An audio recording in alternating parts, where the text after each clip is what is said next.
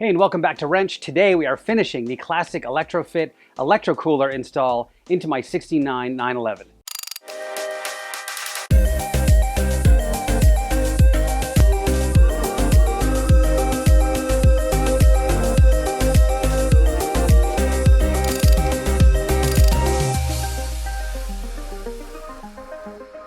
So on the last episode, we got pretty much everything done that needed to be done except for wiring.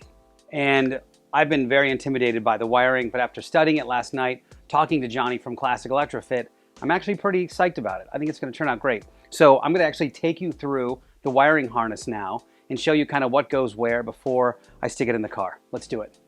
Okay, so I'm sitting here with all of the harnesses, well, almost all of them, because I've got a couple that are already in the car. But the remaining harnesses, if you recall, if you watch any of the previous episodes, there was a harness that went from the condenser fan assembly, which is now in the back quarter panel of my car, run up to the front. Then there was a switch. The switch that's built into the dashboard also has its own harness. So those are the two that are already in the car. What I'm left with here are the main ECU harnesses. And at first glance, I was like, what do I do with all this stuff? But now that I've dug into it, I researched it last night. I talked to Classic Retrofit a little bit just to get a couple of the questions I had. And by the way, they are great to talk to. So feel free to reach out to them if you have any questions about your specific install. And I got all the info I needed for this install. Let me show you kind of what goes where and give you just an idea of what I'm looking at. Now that I know it, it's much less daunting than it was before. They've actually done a really nice job taking most of the guesswork out. Most of the guesswork, in fact, in this whole install is where am I going to route stuff? How will I route the cable to the fuse box? What kind of cable will I need for the battery? Where do I put my grounds? Otherwise, Johnny and his team have done a great job making it pretty easy for everybody. So first and foremost, this is the heart and brain of the entire operation. This is your compressor and ECU. So the compressor's on the bottom, the ECU is on the top. And then we've got a couple other things you should know about. This big black box, they call the contactor, and that may be a UK phrase that I'm not familiar with, but essentially it is two big fat power cords and then two little relay spots underneath. And then you've got a full relay, which is on the side here. And I was a little worried about kind of where everything went. And then I discovered that they included this in the kit. So what this is, I'll just get right into it. So let's start with the little relay and how to wire this thing up. Now this plug only goes one way, and this one goes right onto the relay. So it's got one vertical blade, or one, is that right? Yeah, one horizontal blade and three vertical blades. And so that only fits on one way. So now we've got four connectors here on this relay. Two of them are already done because we figured out that two of them are grounds and they're built into this harness. So the next one is going to be the black wire from the condenser. Okay, so I ran the fan and condenser. There was a black wire and a red wire. The black wire runs to the other port, and it's port number 87.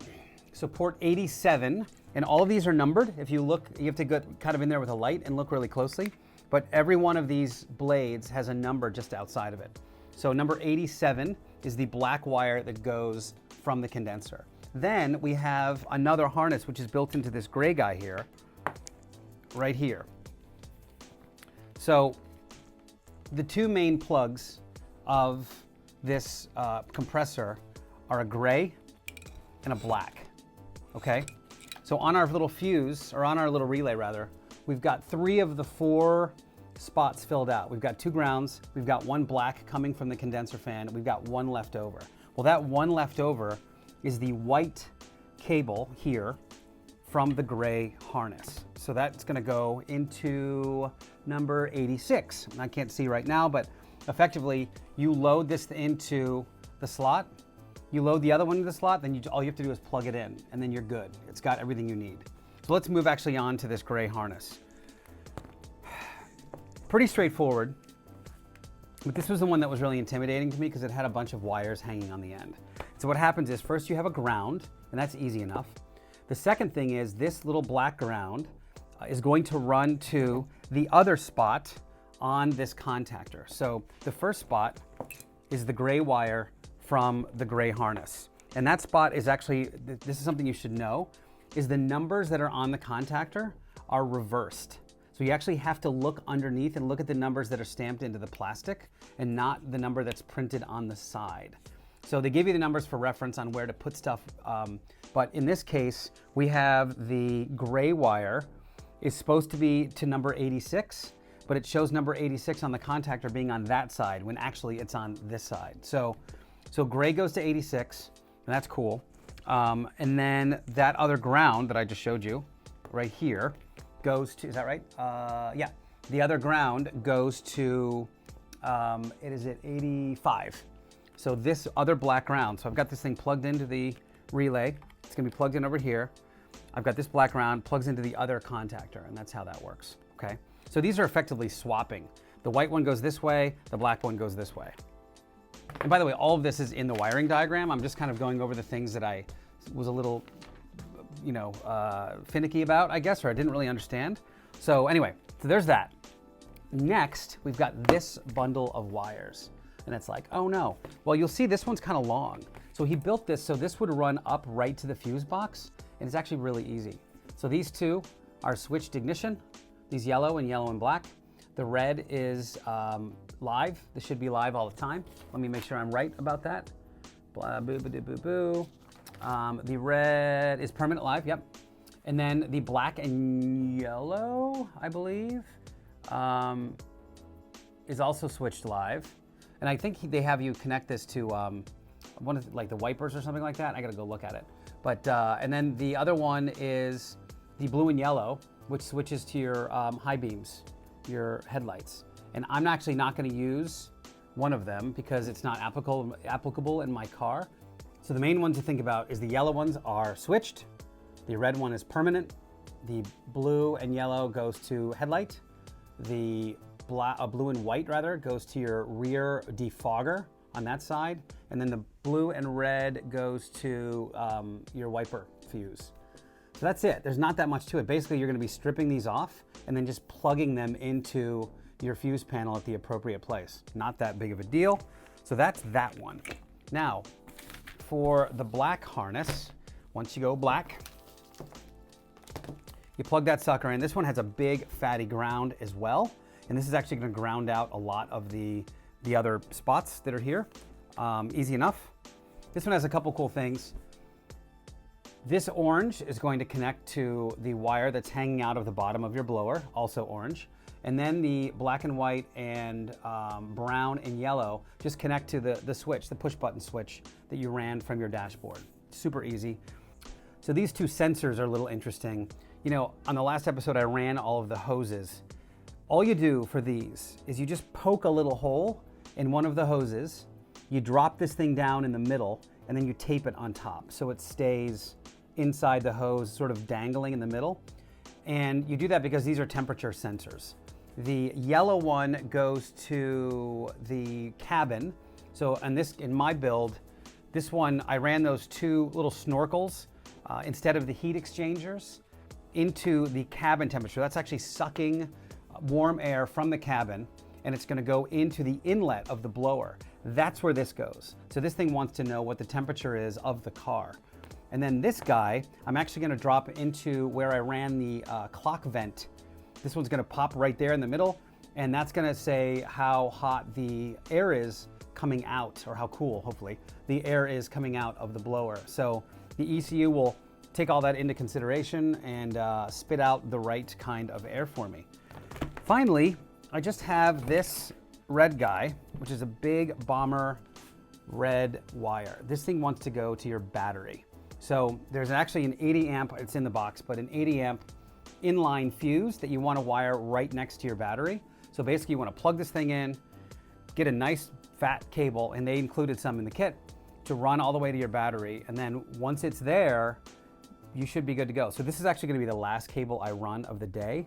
And honestly, I think we should go dig into this thing because I'm going to probably do a rudimentary connection of everything without actually running the wires because I want to make sure everything works. So that's why a lot of the stuff I've left apart, because I want to make sure that everything's functional. I don't have to tear everything apart after I've done this beautiful permanent install. So let's go do it. Before I dive into the electrical, I just wanted to show you a couple of tools that I use for doing any kind of electrical work. And there's really two that are kind of, you know, once you have them, you can't believe that you lived without them for so long. Many of you have seen these. These are standard wire strippers. They have multiple sizes of wire.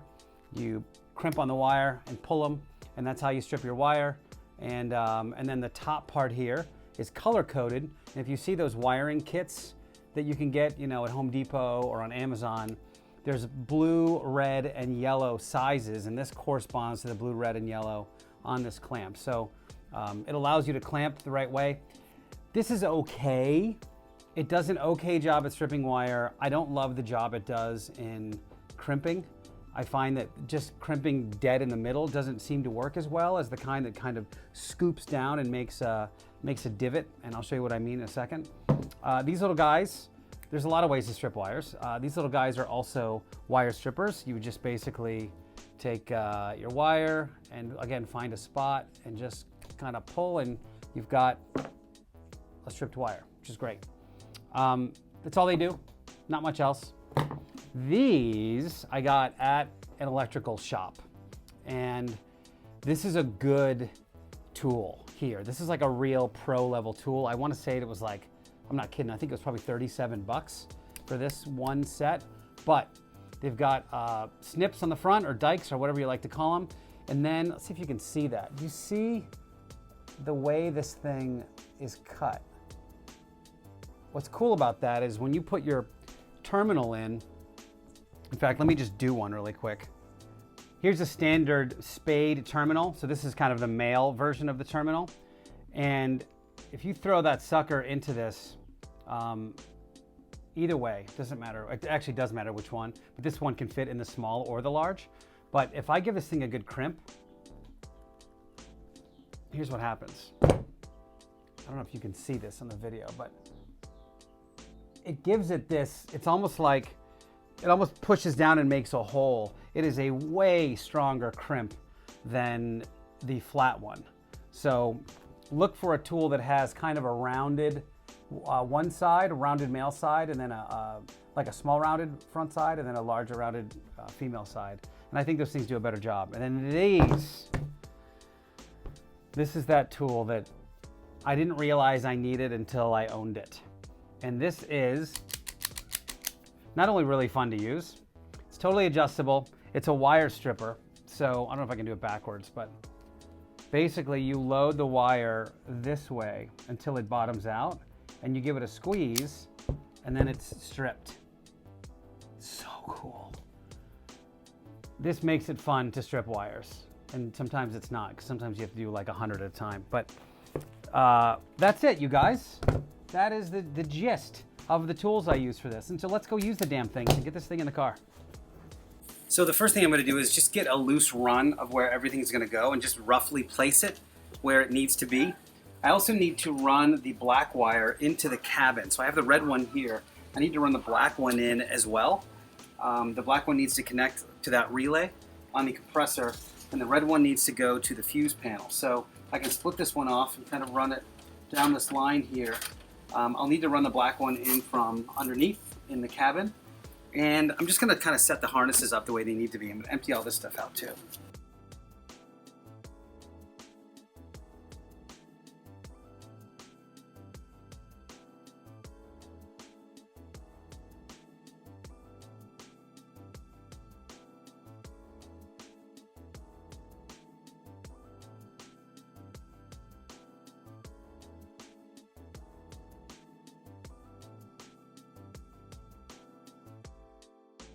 One little hack somebody smarter than me taught me was to take an alligator clip, which are basically two metal clips on each end of a wire, and pull the cover off your negative lead, drop this alligator clip on it, and then just clip this thing to a good ground on your car. That way you don't have to keep the ground on one side while you test. You can just basically test. So I'm gonna do that, and I'm actually gonna use the car's common ground on this inside here. And that should be fine. So now I just have to go, I've set my multimeter to 20 on the voltage side. And I literally just need to poke now down the row and see if I've got power. So I've got power there, 12 volt is on. I've got power there. Got power there, let me just double check I've got this right, yeah. So these first three are constant. Yep. All right, so I have to get to the 6th fuse before it's switched. So now that I've done that, now I know that the first 5 are constant. Now I'm going to turn the key on and see what happens the 6th through the rest of them and see if they're live now. So now that things are getting serious and I'm ready to actually start making some of these big connections, it's time to disconnect the negative terminal on the battery so we don't mess anything up. All right, I think I know where everything goes. And my negative ground is off, so I'm just going to work on connecting these.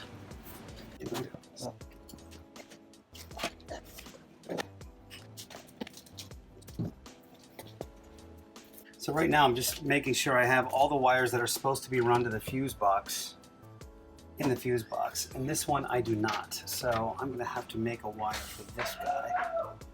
Picked up this spool at the local hardware store. You can get a bunch on Amazon. This is 14 gauge, pretty much universal application. Just to be clear, I'm leaving these kind of unrouted and uncovered for now, because I will route them when everything's all said and done and connected. This is going to be a nightmare for those of you who are into wiring, but here's what I had to do. I had no more spots to wire the ignition hot, which in my case is terminal 6, 1, 2, 3, 4, 5, 6. So what I had to do is actually create this little jumper box so that I could wire all the accessories to it. This is a very temporary fix since I have an event that I need to get to. The cool thing is Classic Retrofit offers a really cool updated fuse panel. So hopefully I can get that and dial this nightmare back in.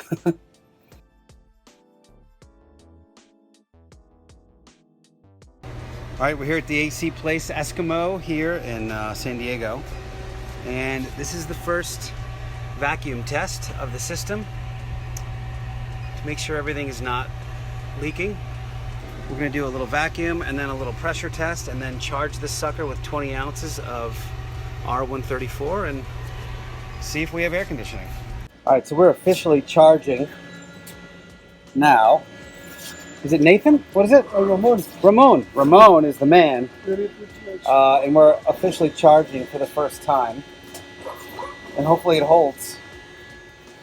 And we don't have a problem. So we've got pressure. And we're filling with 20 ounces of R134. So we're looking right now. 1.125, which is 20 ounces. And that is it, presumably.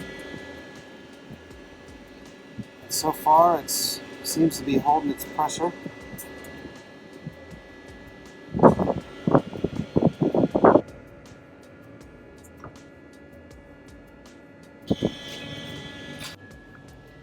All right, I'm doing my first startup here with the AC. Make sure I'm in neutral. And I'm going to switch it over. But I've just started for the first time and I am running the blower on low. And here we go. So it should be running. Compressor's running. See the gate down? What do we got? See the gauge is downward. See the pressure perfect. That one better. That's good? Yeah, yeah. We're good? Ramon, you feel pretty good about it? Yeah. Good. got some cold air coming out, do you think? Yeah, because in the machine in the front, you told me everything is fine. Because really quick initial impressions of the Classic Retrofit Electrocooler. And I'm doing everything wrong by making a video of my car, but I'm not really looking at my phone, so I apologize. Anyway, I only have the center vent working right now. My flapper boxes are not adjusted. It's not totally dialed in yet. But right now, it's probably in the 80s.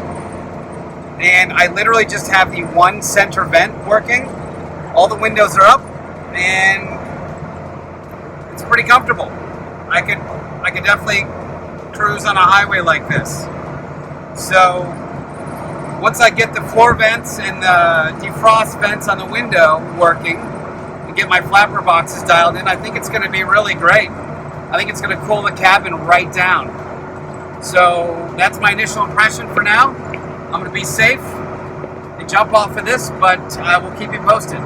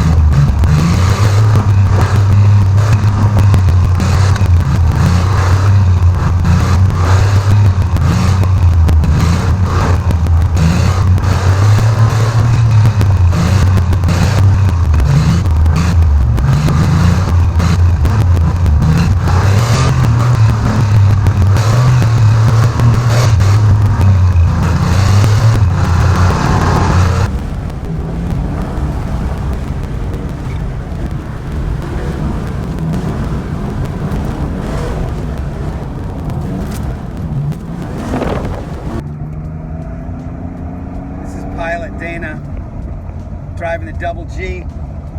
How's it feel? Awesome. Doing a good job so far. Thank you.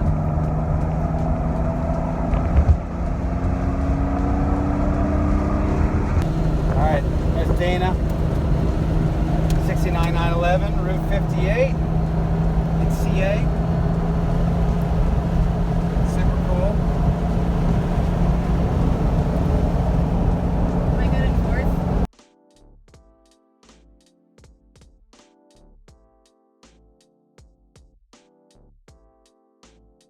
So this is my final install, and right now I have to update the firmware. So I'm going to give that a go. I'm not a PC guy, I'm a Mac guy, but a friend loaned me a computer, so I'm going to give it a go.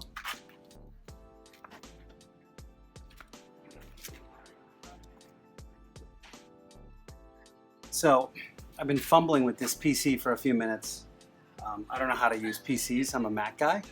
And this is asking me to look for the device manager, which I don't know how to find. So I'm going to find that and work on updating the firmware, and then I'll get back to you guys. All right, it's doing something. The firmware is updating. I figured it out. Looks like the car's got to be running. to make it work. And it's doing its thing. So it looks like it's running again. I'm not sure if it finished the first time. It just told me to do the same thing again. So I did. But this is what it looks like when it's updating the firmware.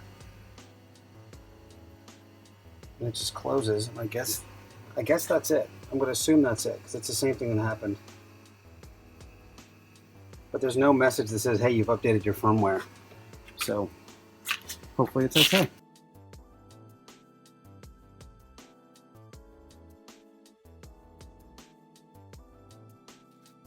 So that wraps up my classic retrofit electrocooler install.